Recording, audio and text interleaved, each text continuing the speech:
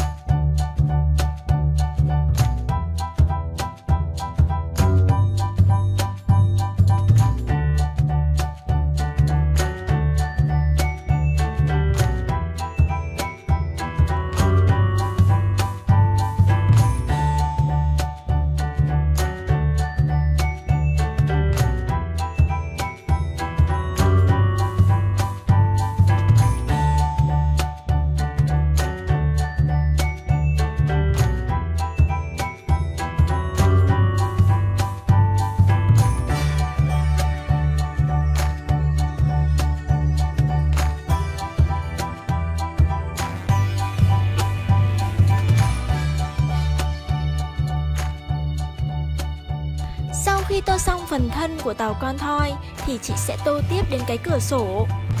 Chiếc cửa sổ này sẽ giúp các phi hành gia có thể nhìn ra ngoài không gian và nhìn về trái đất thân yêu đấy.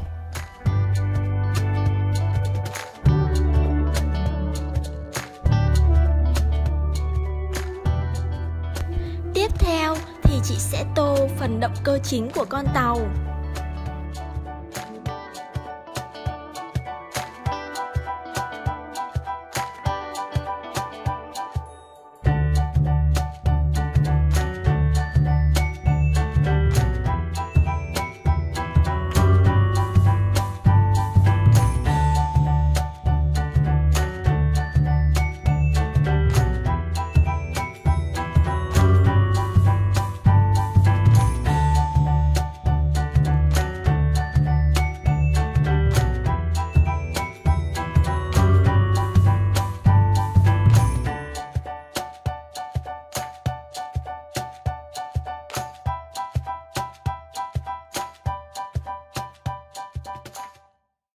Và cuối cùng là chị sẽ hoàn thành nốt các động cơ phụ ở xung quanh.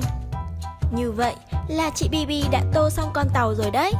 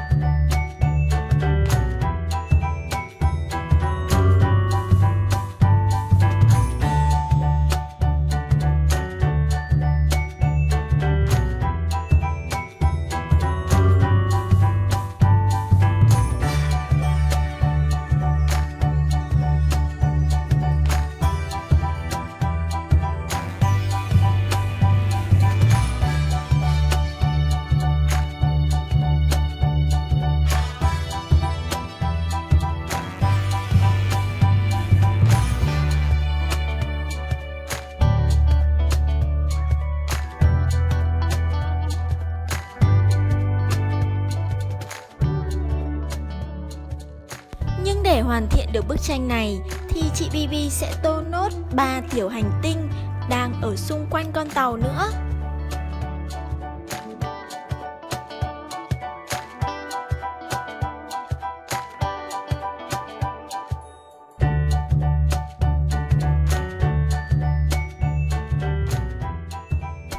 Và bức tranh của chị Bibi đã hoàn thành rồi.